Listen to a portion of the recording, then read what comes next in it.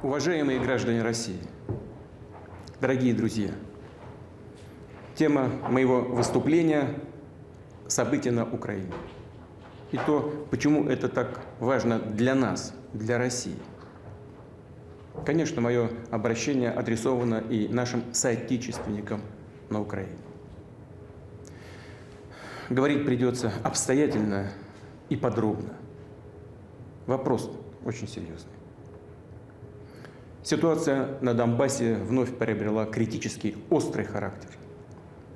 И сегодня обращаюсь к вам напрямую, чтобы не только дать оценку происходящему, но и проинформировать вас о принимаемых решениях, о возможных дальнейших шагах на этом направлении. Еще раз подчеркну, что Украина для нас – это не просто соседняя страна. Это неотъемлемая часть нашей собственной истории, культуры, духовного пространства. Это наши товарищи, близкие, среди которых не только коллеги, друзья, бывшие сослуживцы, но и родственники. Люди, связанные с нами кровными семейными узами. Издавна жители юго-западных исторических древнерусских земель называли себя русскими и православными. Так было и до XVII века, когда часть этих территорий воссоединилась с российским государством, и после.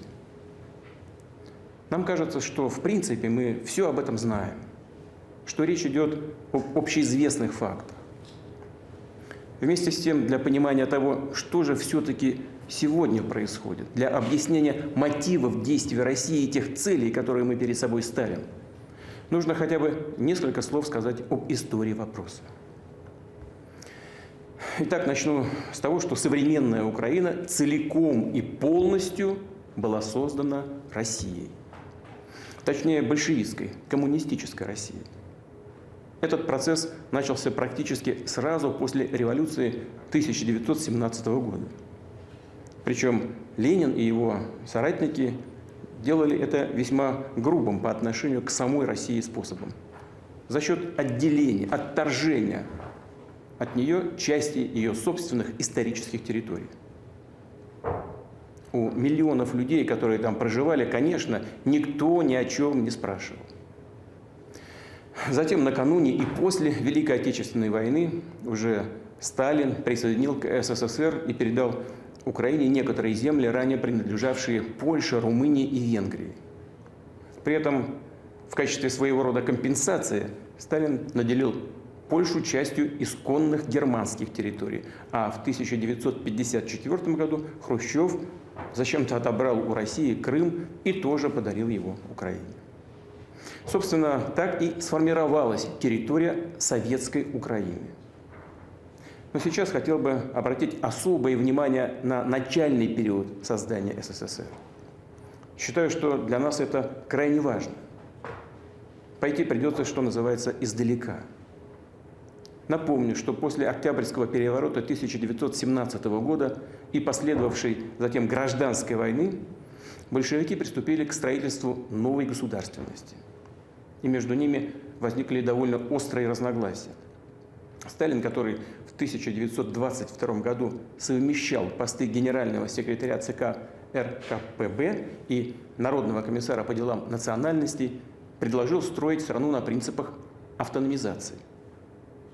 То есть предоставляя республикам, будущим административно-территориальным единицам, широкие полномочия при их вступлении в единое государство. Ленин раскритиковал этот план и предложил пойти на уступки националистам, как он их тогда называл, независимцам.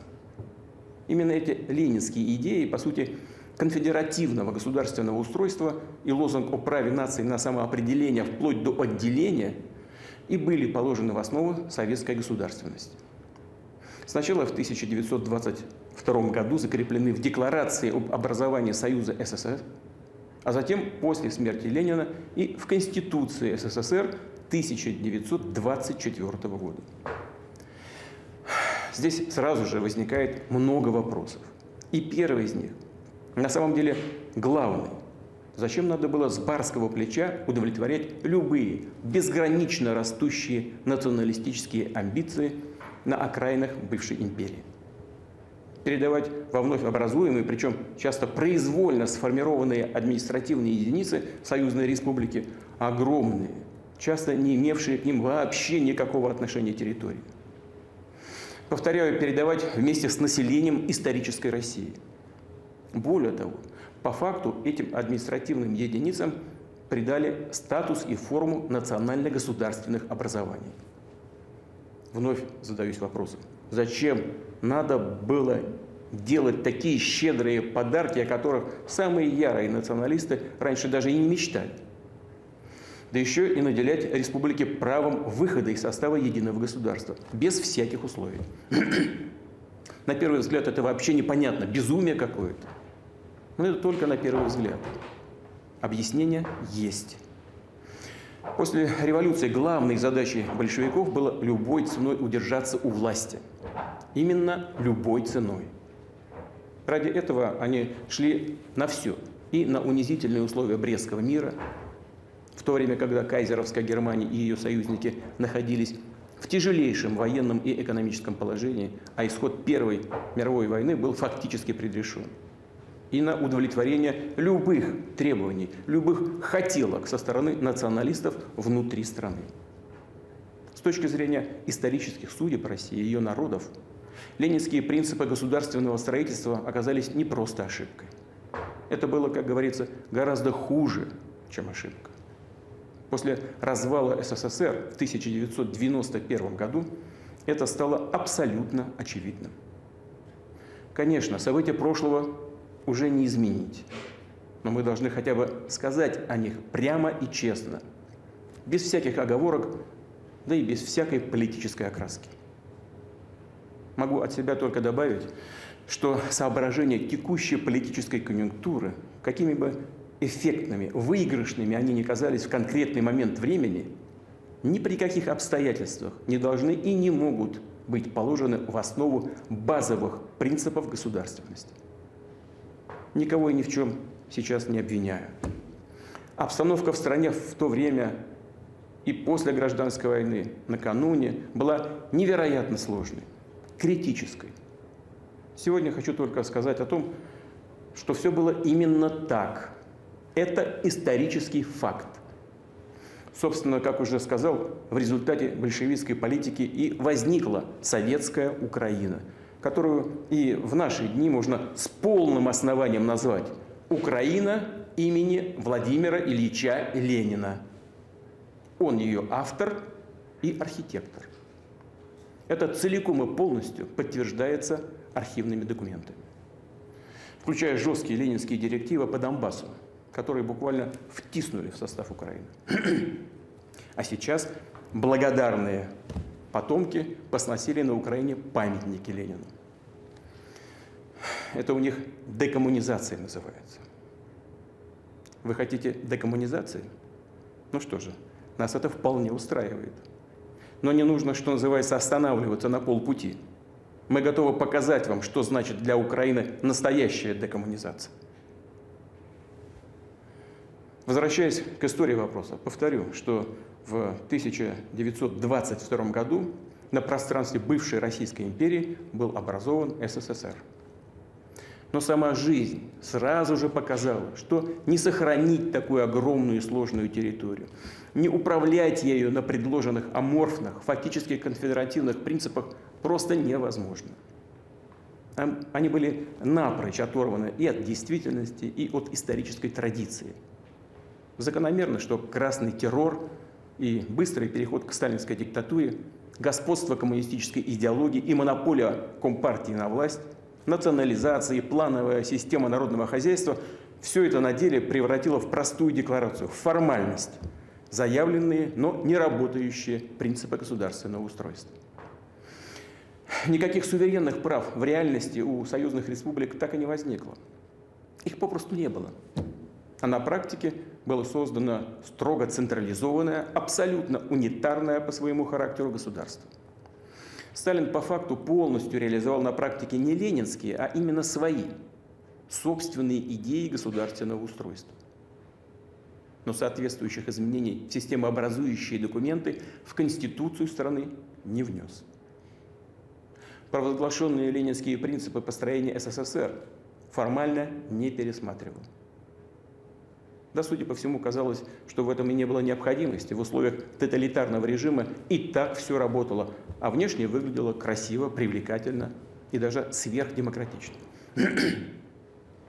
И все же жаль, очень жаль, что из базовых, формально-юридических основ, на которых была построена вся наша государственность, не были своевременно вычищены одиозные, утопичные, навеянные революцией, но абсолютно разрушительные для любой нормальной страны фантазии. О будущем, как это часто бывало у нас и раньше, никто не подумал. Лидеры Компартии были, похоже, уверены, что им удалось сформировать прочную систему управления, что за счет своей политики они окончательно решили и национальный вопрос. Но фальсификации, подмена понятий, манипуляция общественным сознанием и обман дорого обходятся. Бацилла националистических амбиций никуда не делась. А изначально заложенная мина, подрывающая государственный иммунитет против заразы национализма, только ждала своего часа. Такой миной, повторю, было право выхода из СССР.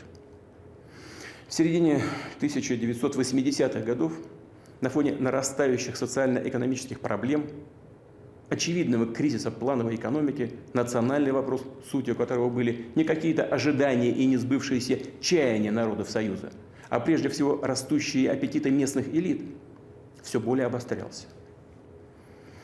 Однако руководство КПСС вместо глубокого анализа ситуации, принятия адекватных мер, в первую очередь в экономике, а также постепенной, вдумчивой, взвешенной трансформации политической системы и государственного устройства, ограничилось откровенным словоблудием о восстановлении ленинского принципа национального самоопределения.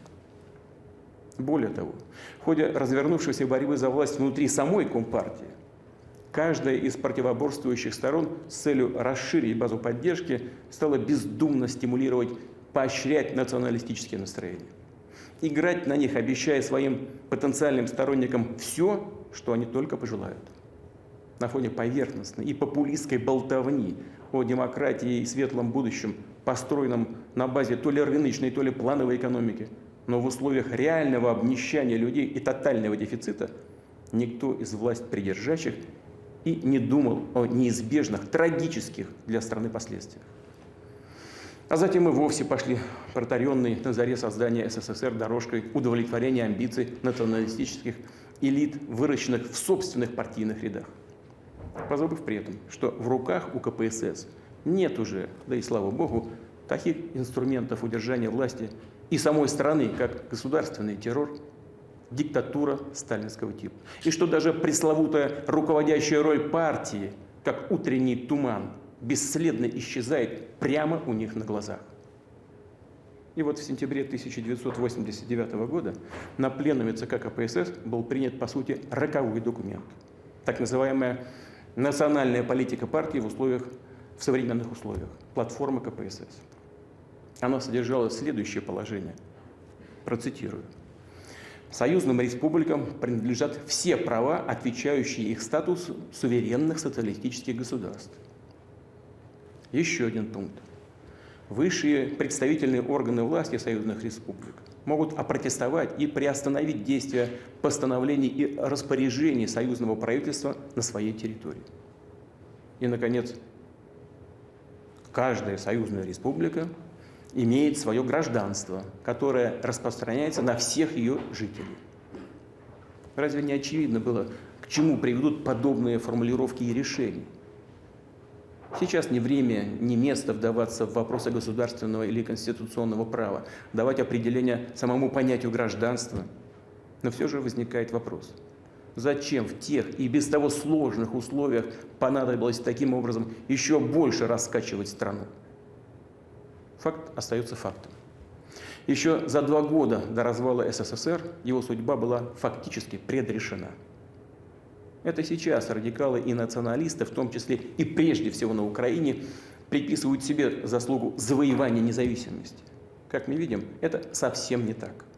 К распаду нашей единой страны привели исторические, стратегические ошибки лидеров большевиков, руководства КПСС, допущенные в разное время в государственном строительстве, экономической и национальной политике. Распад исторической России под названием СССР на их совести. Несмотря на все эти несправедливости, обман и откровенный грабеж России, наш народ, именно народ, признал новые геополитические реалии, возникшие после распада СССР, признал новые независимые государства. И не только признал. Россия сама, находясь тогда в труднейшем положении, помогала партнерам по СНГ, в том числе украинским коллегам, от которых прямо с момента провозглашения независимости стали поступать многочисленные запросы о материальной поддержке. И наша страна оказывала такую поддержку с уважением к достоинству и суверенитету Украины.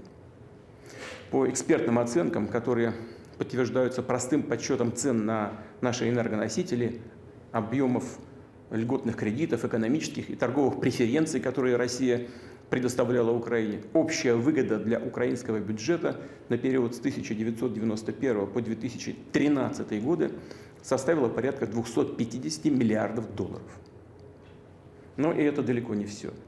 К концу 1991 года долговые обязательства СССР перед иностранными государствами и международными фондами составляли порядка 100 миллиардов долларов. И первоначально предполагалось, что эти кредиты будут возвращаться всеми республиками бывшего СССР солидарно, пропорционально их экономическому потенциалу. Однако Россия взяла на себя погашение всего советского долга и полностью по нему рассчиталась. Окончательно завершила этот процесс в 2017 году. Взамен новые независимые государства должны были отказаться от своей части советских зарубежных активов, и соответствующие соглашения в декабре 1994 года были достигнуты с Украиной.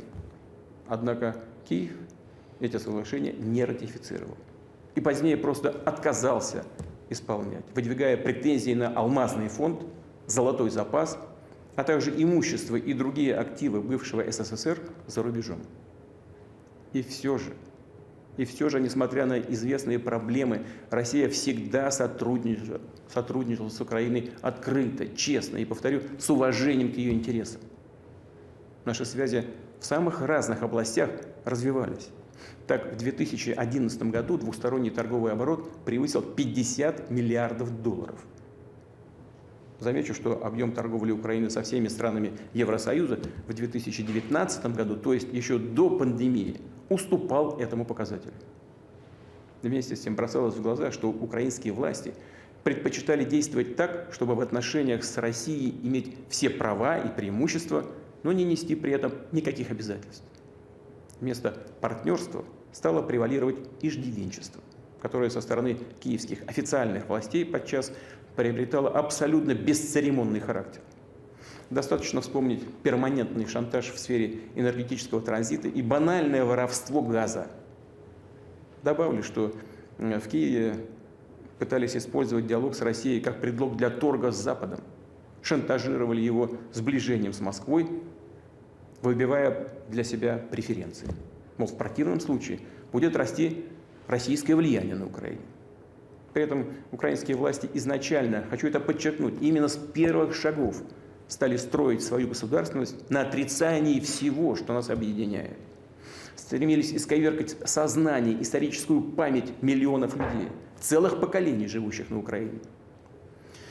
Неудивительно, что украинское общество столкнулось с ростом крайнего национализма, который быстро приобрел форму агрессивной русофобии и неонацизма. Отсюда и участие украинских националистов и неонацистов в бандах террористов на Северном Кавказе. Все громче звучащие территориальные претензии к России.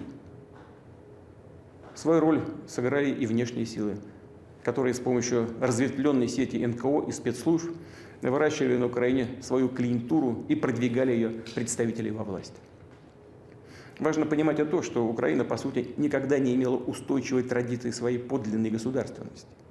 И, начиная с 1991 года, пошла по пути механического копирования чужих моделей, оторванных как от истории, так и от украинских реалий. Политические и государственные институты постоянно перекраивались в угоду быстро сформировавшихся кланов с их собственными корыстными интересами, не имеющими ничего общего с интересами народа Украины. Весь смысл так называемого прозападного цивилизационного выбора украинской олигархической власти заключался и заключается не в том, чтобы создать лучшие условия для благополучия народа, а в том, чтобы, подобострастно оказывая услуги геополитическим соперникам России, сохранить миллиарды долларов, украденные у украинцев и спрятанные олигархами на счетах в западных банках. Одни промышленные финансовые группы, взятые ими на содержание партии и политики, изначально опирались на националистов и радикалов. Другие на словах выступали за добрые отношения с Россией, за культурное и языковое многообразие. И приходили к власти с помощью голосов граждан, которые искренне поддерживали такие устремления, в том числе и миллионов жителей Юго-Востока. Но получив посты, должности, они тут же предавали своих избирателей, отказывались от своих предвыборных обещаний, а реальную политику проводили под диктовку радикалов, подчас преследуя своих вчерашних союзников, те общественные организации, которые выступали за двуязычие, за сотрудничество с Россией. Пользовались тем, что люди, поддержавшие их, как правило, законопослушные, умеренных взглядов, привыкшие доверять власти, и они, в отличие от радикалов, не будут проявлять агрессию, прибегать к незаконным действиям. В свою очередь, радикалы наглели, их претензии год за годом росли. Им оказалось нетрудно раз за разом навязывать свою волю слабой власти, которая сама была поражена вирусом национализма и коррупции, и искусно подменяла истинные культурные, экономические, социальные интересы народа, реальный суверенитет Украины разного рода спекуляциями на национальной почве и внешней этнографической атрибутикой. Устойчивой государственности на Украине так и не сложилось. А политические выборные процедуры служат лишь прикрытием, ширмой для передела власти и собственности между различными олигархическими кланами. Коррупция, которая без сомнения является вызовом и проблемой для многих стран, в том числе и для России, на Украине приобрела какой-то уже особый характер. Она буквально пропитала, разъела украинскую государственность, всю систему, все ветви власти. Радикалы воспользовались справедливым недовольством людей, оседлали протест и в 2014 году довели Майдан до государственного переворота. При этом они получали прямое содействие со стороны зарубежных государств. По имеющимся данным, материальная поддержка так называемого протестного лагеря на площади Независимости в Киеве со стороны посольства США составляла $1 миллион в день. Дополнительные, весьма крупные суммы в наглую переводились прямо на банковские счета лидеров оппозиции. И речь шла о десятках миллионов долларов. А сколько в итоге получили действительно пострадавшие люди? Семьи тех, кто погиб в столкновениях, спровоцированных на улицах и площадях Киева, в других городах. Об этом лучше не спрашивать. Радикалы, захватившие власть, организовали преследование, настоящий террор в отношении тех, кто выступал против антиконституционных действий. Над политиками, журналистами, общественными деятелями издевались, их публично унижали. Украинские города захлестнула волна погромов и насилия, серия громких и безнаказанных убийств. Невозможно без содрогания вспоминать о страшной трагедии в Одессе, где участники мирной акции протеста были зверски убиты, заживо сожжены в Доме профсоюзов. Преступники, которые совершили это злодеяние, не наказаны. Их никто и не ищет. Но мы знаем их поименно и сделаем все для того, чтобы их покарать, найти и предать суду.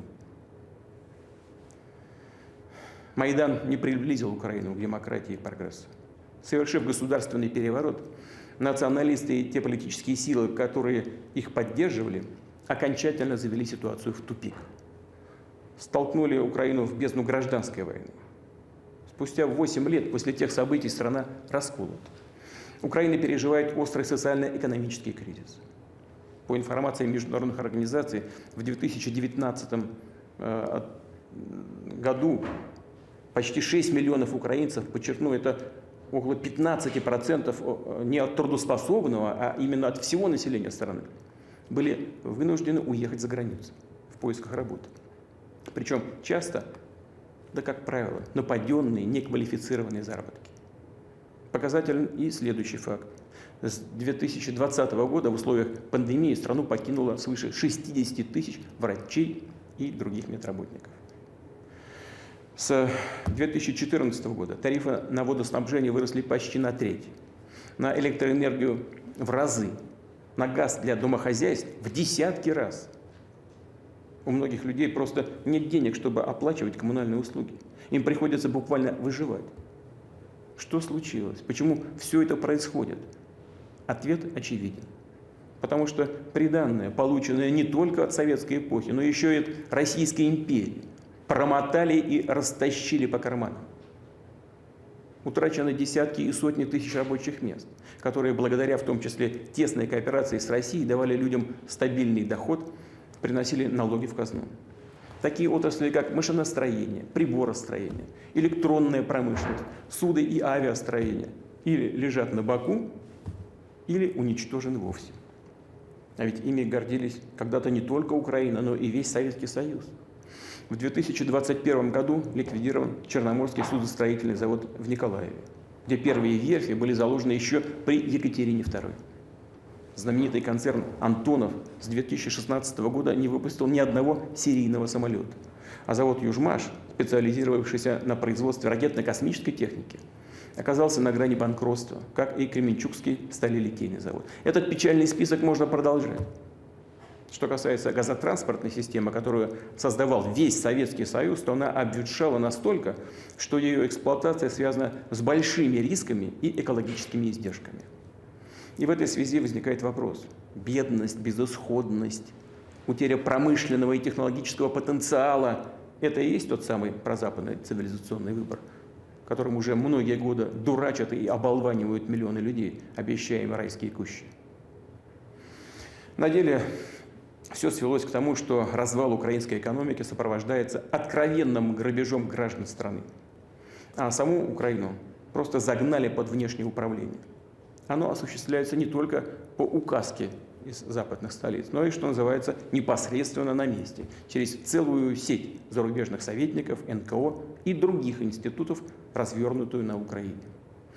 Они оказывают прямое влияние на все важнейшие кадровые решения, на все ветви и уровни власти, от центральной и даже до муниципальной, на основные госкомпании и корпорации, включая «Нафтогаз», «Укрэнерго», «Украинскую железную дорогу», «Укроборонпром», «Укрпочту», администрацию морских портов Украины. Независимого суда на Украине попросту нет. По требованию Запада киевские власти отдали представителям международных организаций преимущественное право отбора членов высших судебных органов, Совета правосудия и квалификационной комиссии судей. Кроме того, через свое посольство в США, напрямую контролирует Национальное агентство по предотвращению коррупции, Национальное антикоррупционное бюро, специализированную антикоррупционную прокуратуру и Высший антикоррупционный суд. Делается все это под благовидным предлогом для повышения эффективности борьбы с коррупцией. Ну хорошо. А результат это где? Коррупция как цвела пышным цветом, так и цветет. Пуще прежнего. В курсе ли всех этих управленческих методов сами украинцы? Понимают ли, что их страна находится даже не под политическим и экономическим протекторатом, а сведена до уровня колонии с марионеточным режимом? Приватизация государства привела к тому, что власть, которая называет себя властью патриотов, утратила национальный характер и последовательно ведет дело к полной десуверенизации страны. Продолжается курс на дерусификацию и принудительную ассимиляцию. Верховная Рада безостановочно выпускает все новые дискриминационные акты. Уже действует закон о так называемых коренных народах. Людям, которые считают себя русскими и хотели бы сохранить свою идентичность, язык, культуру, прямо дали понять, что на Украине они чужие. В соответствии с законами об образовании и о функционировании украинского языка, как государственного, русский язык изгоняется из школ, из всех публичных сфер, вплоть до обычных магазинов. Закон о так называемой люстрации, очищении власти, позволил разобраться с неугодными государственными служащими. Плодятся акты, которые дают украинским силовым структурам основания для жесткого подавления свободы слова, инакомыслия, для преследования оппозиции. В мире известна печальная практика односторонних нелегитимных санкций против других государств, зарубежных физических и юридических лиц. На Украине перещеголяли своих западных кураторов и изобрели такой инструмент, как санкции против собственных граждан, предприятий, телеканалов, других СМИ и даже депутатов парламента. В Киеве продолжают готовить расправу и над Украинской православной церковью Московского патриархата. И это не эмоциональная оценка. Об этом говорят конкретные решения и документы. Трагедию церковного раскола власти Украины цинично превратили в инструмент государственной политики. Нынешнее руководство страны не реагирует на просьбы граждан Украины отменить законы, ущемляющие права верующих. Более того, в Раде зарегистрированы новые законопроекты, направленные против духовенства и миллионов прихожан Украинской православной церкви Московского патриархата. Отдельно скажу о Крыме. Жители полуострова свой свободный выбор сделали – быть вместе с Россией. Этой четкой, ясной воле людей киевским властям нечего противопоставить. Поэтому ставка делается на агрессивные действия, на активизацию ячеек экстремистов, в том числе радикальных исламских организаций, на запруску диверсионных групп для совершения террористических актов на объектах критически важной инфраструктуры, для похищения граждан России. И у нас есть прямые доказательства, что такие агрессивные действия проводятся при поддержке зарубежных спецслужб. В марте 2021 года Украина приняла новую военную стратегию. Этот документ практически целиком посвящен противостоянию с Россией. Ставит целью втягивания иностранных государств в конфликт с нашей страной. Стратегия предлагает организацию в российском Крыму и на территории Донбасса, по сути, террористического подполья. В ней прописаны и контуры предполагаемой войны. А закончиться она должна, как мнится сегодняшним киевским стратегам, далее процитирую, при содействии международного сообщества на выгодных для Украины условиях. А также, как выражаются сегодня в Киеве, тоже привожу здесь цитату, повнимательнее слушайтесь, пожалуйста, при военной поддержке мировым сообществом в геополитическом противостоянии с Российской Федерацией. По сути, это не что иное, как подготовка к боевым действиям против нашей страны, против России.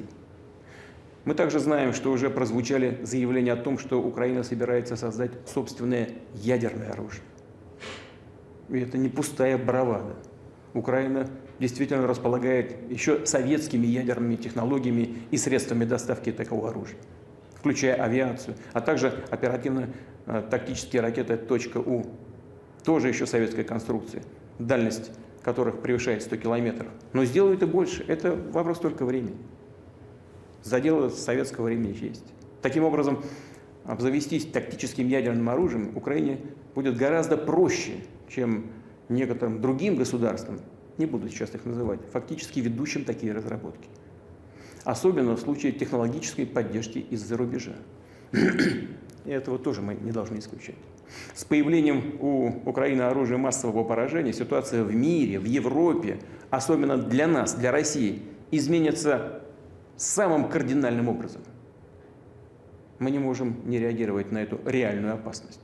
Тем более, повторю, что западные покровители могут посодействовать появлению на Украине такого оружия, чтобы создать еще одну угрозу для нашей страны.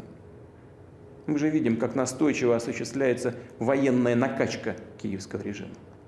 Только США, начиная с 2014 года, направили на эти цели миллиарды долларов, включая поставки вооружения, снаряжения, обучение специалистов.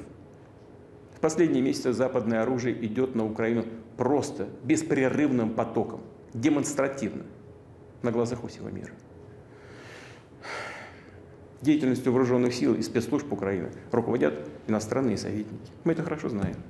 В последние годы под предлогом учений на территории Украины практически постоянно присутствовали военные контингенты стран НАТО. Система управления украинскими войсками уже интегрирована с натовскими. Это означает, что командование украинскими вооруженными силами, даже отдельными частями и подразделениями, может напрямую осуществляться из натовских штабов. США и НАТО приступили к беззастенчивому освоению территории Украины как театра потенциальных военных действий. Регулярные совместные учения имеют явную антироссийскую направленность. Только в прошлом году в них участвовало более 23 тысяч военнослужащих и свыше 1000 единиц техники. Уже принят закон о допуске в 2022 году вооруженных сил других государств на территории Украины для участия в многонациональных учениях. Понятно, что речь прежде всего о войсках НАТО. И в наступившем году запланировано не менее 10 таких совместных маневров. Очевидно, что подобные мероприятия служат прикрытием для быстрого наращивания военной группировки НАТО на территории Украины. Тем более, что модернизированная с помощью американцев сеть аэродромов Борисполь, Ивано-Франковск, Чугуев, Одесса и так далее способна обеспечить переброску воинских частей в кратчайшие сроки. Воздушное пространство Украины открыто для полетов стратегической и разведывательной авиации США, беспилотных летательных аппаратов, которые используются для наблюдения за территорией России. Добавлю, что построенный американцами Центр морских операций в Очакове позволяет обеспечивать действия кораблей НАТО, включая применение ими высокоточного оружия против российского Черноморского флота и нашей инфраструктуры на всем Черноморском побережье. В свое время США намеревались создать подобные объекты и в Крыму, но крымчане и севастопольцы сорвали эти планы. Мы всегда будем помнить об этом. Повторю, сегодня такой центр уже развернут в Очакове. Напомню, в XVIII веке за этот город сражались солдаты Александра Суворова. Благодаря их мужеству он вошел в состав России. Тогда же, в XVIII веке, земли Причерноморья, присоединенные к России в результате войн с Османской империей, получили название Новороссия. Сейчас эти вехи истории пытаются придать забвению. Как и имена государственных, военных деятелей Российской империи, без чьих трудов не было бы у современной Украины многих крупных городов и даже самого выхода к Черному морю. Недавно в Полтаве снесли памятник Александру Суворову. Что тут скажешь? Отказываетесь от собственного прошлого, от так называемого колониального наследия Российской империи, но тогда будьте здесь последовательны. Далее. Отмечу, что статья 17 Конституции Украины не допускает размещения на ее территории иностранных военных баз. Но оказалось, что это лишь условность, которую можно легко обойти. На Украине развернуты учебно-тренировочные миссии стран НАТО. Это, по сути, уже и есть иностранные военные базы. Просто назвали базу миссией и дело в шляпе. В Киеве давно провозгласили стратегический курс на вступление в НАТО. Да, безусловно, каждая страна имеет право выбирать собственную систему обеспечения безопасности, заключать военные союзы. И все вроде бы так, если бы не одно «но». В международных документах прямо зафиксирован принцип равной и неделимой безопасности, который, как известно, включает в себя обязательство не укреплять свою безопасность за счет безопасности других государств.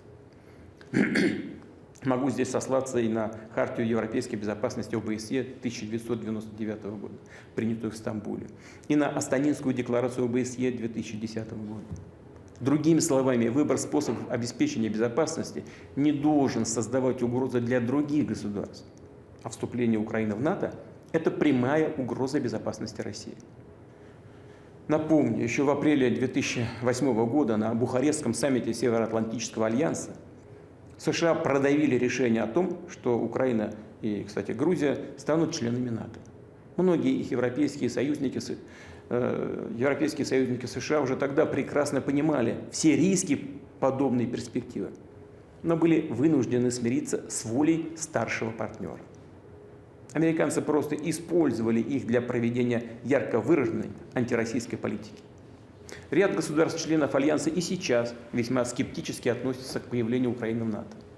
При этом из некоторых европейских столиц мы получаем сигнал, мол, что вы переживаете, это не произойдет буквально завтра. Ну, собственно, и американские наши партнеры тоже об этом говорят. Хорошо, отвечаем мы, не завтра, так послезавтра.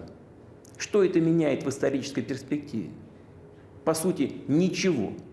Более того, нам известны позиции и слова руководства Соединенных Штатов о том, что активные боевые действия на востоке Украины не исключают возможности вступления этой страны в НАТО, если она сможет соответствовать критериям Североатлантического альянса и победить коррупцию. При этом нас раз за разом пытаются убедить в том, что НАТО – это миролюбивый и сугубо оборонительный союз. Мол, никаких угроз для России нет. Опять предлагают поверить на слово. Но реальную цену таким словам мы хорошо знаем. В 1990 году, когда обсуждался вопрос об объединении Германии, советскому руководству со стороны США было обещано, что не произойдет распространение юрисдикции или военного присутствия НАТО ни на 1 дюйм в восточном направлении. И что объединение Германии не приведет к распространению военной организации НАТО на восток. Это цитата. Наговорили, надавали устных заверений, и все оказалось пустым звуком. Позднее нас стали уверять в том, что вступление в НАТО стран Центральной и Восточной Европы лишь улучшит отношения с Москвой, избавит их, эти страны, от страхов тяжелого исторического наследия. И даже, более того, создаст пояс дружественных России государств. Все получилось с точностью да наоборот. Власти некоторых восточноевропейских стран, торгуя русофобией, принесли в альянс свои комплексы и стереотипы о российской угрозе. Настаивали на наращивании потенциалов коллективной обороны, которые должны быть развернуты прежде всего против России. Причем это происходило в 90-х и в начале 2000-х годов, когда благодаря открытости и доброй воле отношения России, нашей доброй воле, отношения России и Запада находились на высоком уровне. Россия все свои обязательства выполнила, в том числе вывела войска из Германии, из государств Центральной и Восточной Европы, и тем самым внесла огромный вклад в преодоление наследия холодной войны. Мы последовательно предлагали разные варианты сотрудничества, в том числе в формате Совета России и НАТО и ОБСЕ. Более того, скажу сейчас то, о чем никогда не говорил публично. Скажу об этом впервые. В 2000 году, во время визита в Москву уходящего со своей должности президента США Билла Клинтона, я спросил его, а как Америка отнесется к тому, чтобы принять Россию в НАТО? Не буду раскрывать все подробности той беседы. Но реакция на мой вопрос внешне выглядела, скажем так, весьма сдержанной. А как американцы реально отнеслись к этой возможности, фактически видно на их практических шагах в отношении нашей страны. Это открытая поддержка террористов на Северном Кавказе, пренебрежительное отношение к нашим требованиям и озабоченностям в сфере безопасности, в расширении НАТО, выход из договора по ПРО и так далее, и так далее. Так и хочется спросить, зачем? Зачем все это? Ради чего? Ну ладно, не хотите видеть в нашем лице друга и союзника, но зачем же делать из нас врага? Ответ только один. Дело не в нашем политическом режиме, ни в чем-то другом. Просто им не нужна такая большая самостоятельная страна, как Россия. В этом ответ на все вопросы. Это и есть источник традиционной американской политики на российском направлении.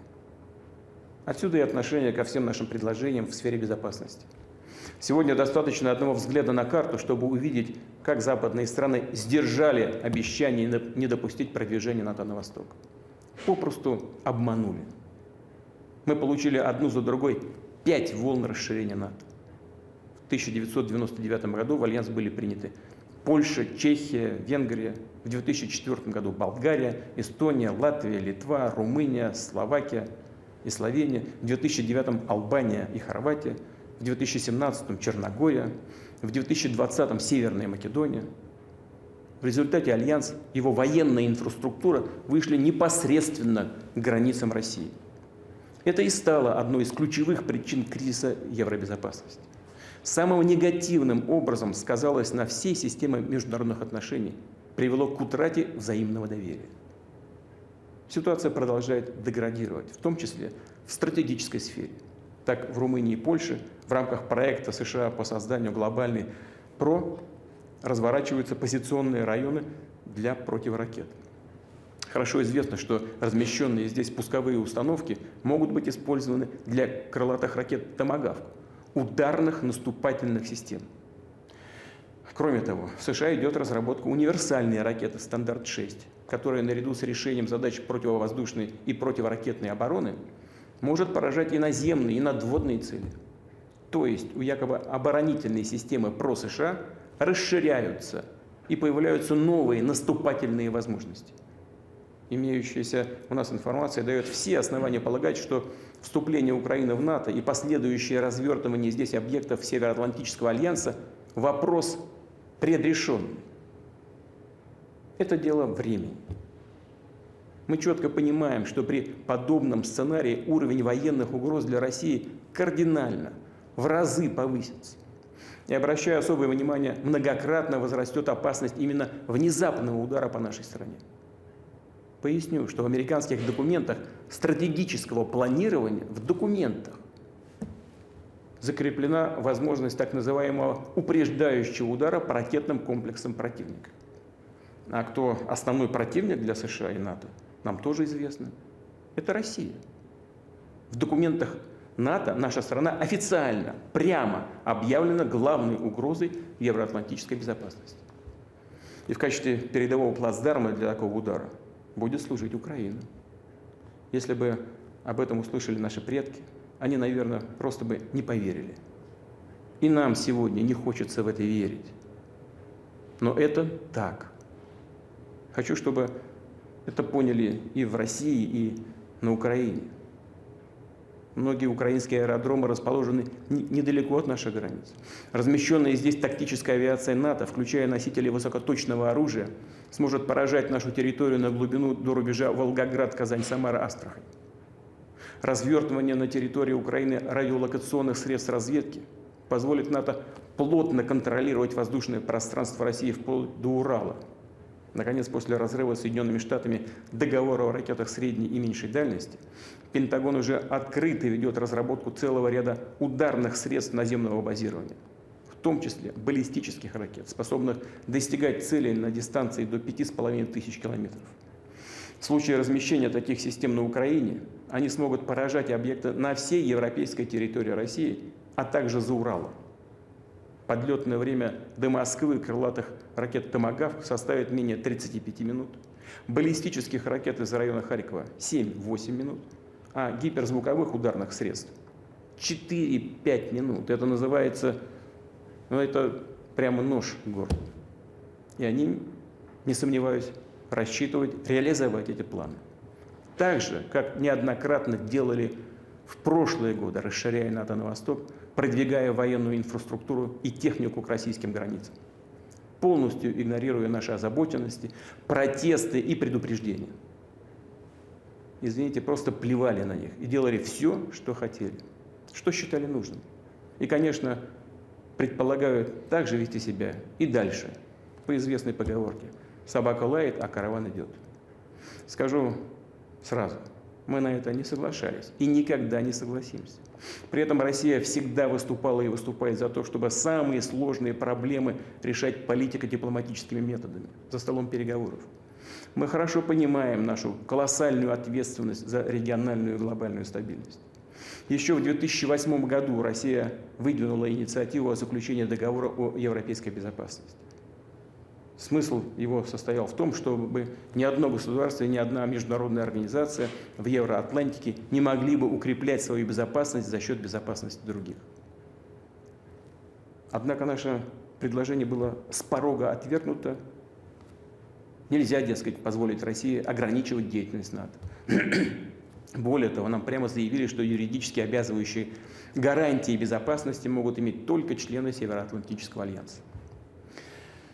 В декабре прошлого года мы передали западным партнерам проект договора между Российской Федерацией и Соединенными Штатами Америки о гарантиях безопасности, а также проект соглашения о мерах обеспечения безопасности Российской Федерации и государств-членов НАТО. В ответ от США и НАТО было много общих слов, содержались и рациональные зерна. Но все это касалось второстепенных моментов и выглядело как попытка замотать вопрос, увести дискуссию в сторону. Мы на это соответствующим образом отреагировали. Подчеркнули, что готовы идти по пути переговоров, однако при условии, что все вопросы будут рассматриваться в комплексе, пакетом, без отрыва от основных базовых российских предложений. Они содержат 3 ключевых пункта. Первое – это недопущение дальнейшего расширения НАТО. Второе – отказ от размещения альянсом ударных систем вооружений на российских границах. И, наконец, это возврат военного потенциала и инфраструктуры блока в Европе к состоянию 1997 года, когда был подписан основополагающий акт России и НАТО. Как раз эти наши принципиальные предложения проигнорированы. Западные партнеры, повторяю, еще раз озвучили заученные формулировки о том, что каждое государство имеет право свободно выбирать способы обеспечения своей безопасности и вступать в любые военные союзы и альянсы. То есть в их позиции ничего не изменилось. Звучат все те же ссылки на пресловутую политику открытых дверей НАТО. Более того, нас опять пытаются шантажировать. Вновь угрожают санкциями, которые, кстати, я думаю, они все равно будут вводить по мере укрепления суверенитета России и роста мощи наших вооруженных сил. А предлог для очередной санкционной атаки всегда будет найден или попросту сфабрикован. Причем вне зависимости от ситуации на Украине. Цель одна – сдержать развитие России. И они будут это делать, как делали это раньше. Даже вообще без всякого формального предлога. Только потому, что мы есть. И никогда не поступим со своим суверенитетом, национальными интересами и своими ценностями. Хочу четко, прямо сказать, в сложившейся ситуации, когда наши предложения о равноправном диалоге по принципиальным вопросам фактически остались без ответа со стороны США и НАТО, когда уровень угроз для нашей страны значительно возрастает, Россия имеет полное право принимать ответные меры обеспечения собственной безопасности. Именно так и будем поступать. Что касается положения дел на Донбассе, то мы видим, что правящая в Киеве верхушка постоянно и публично заявляет о нежелании выполнять Минский комплекс мер по урегулированию конфликта. Не заинтересована в мирном решении. Напротив, пытается вновь организовать на Донбассе блицкриг, как это уже было в 2014 и 2015 годах. Чем закончились тогда эти авантюры, мы помним. Сейчас практически ни одного дня не обходится без обстрелов населенных пунктов Донбасса. Сформированная крупная войсковая группировка постоянно использует ударные беспилотники, тяжелую технику, ракеты, артиллерию и системы залпового огня. Убийства мирных жителей, блокада, издевательства над людьми, включая детей, женщин, стариков, не прекращаются. Как у нас говорят, конца и края этому не видно. А вот так называемый цивилизованный мир, единственными представителями которого самозванно объявили себя наши западные коллеги, предпочитает этого не замечать. Как будто и нет ничего, всего этого ужаса, геноцида, которому подвергаются почти 4 миллиона человек. И только потому, что эти люди не согласились поддержанным Западом переворотом на Украине в 2014 году. Выступили против возведенного в ранг государственного движения в сторону национализма, пещерного и агрессивного национализма и неонацизма. И борются за свои элементарные права жить на своей земле, говорить на родном языке, за сохранение своей культуры и традиций. Сколько эта трагедия может продолжаться? Сколько еще можно это терпеть? Россия сделала все для сохранения территориальной целостности Украины.